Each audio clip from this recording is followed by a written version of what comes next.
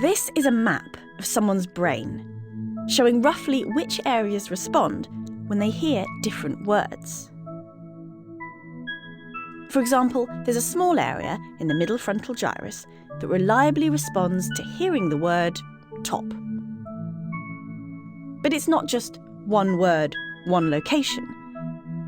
A single word can activate a whole range of different brain regions.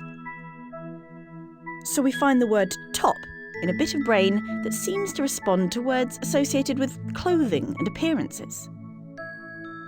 But also here with numbers and measurements.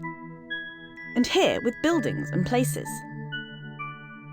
We usually think of language as being restricted to certain sections, like the temporal lobe. So researchers were surprised to find activity all across the brain and in both hemispheres. The map was made by scientists at the University of California, Berkeley. They put volunteers in an MRI scanner and had them listen to stories for 2 hours. Back in the front again, deep, and she pulls out a pack of matches that have been laundered at least once. By monitoring blood flow to different parts of the brain, they worked out which places were responding to the meaning of the words, the semantics. They found that different bits of the brain responded to different kinds of words and concepts. And they could group them into rough categories, shown here by the different colours.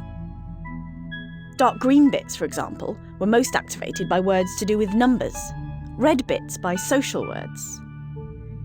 Here in the right temporoparietal junction, this speck of brain, just a few millimetres across, was found to respond to words like wife, mother, pregnant, and family. And this bit just next door responds to some of the same social words like family and wife, but also words to do with places and people like house and owner.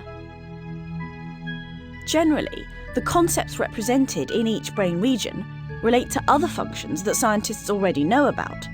So words to do with how things look, such as stripes, are likely to be found near the visual cortex.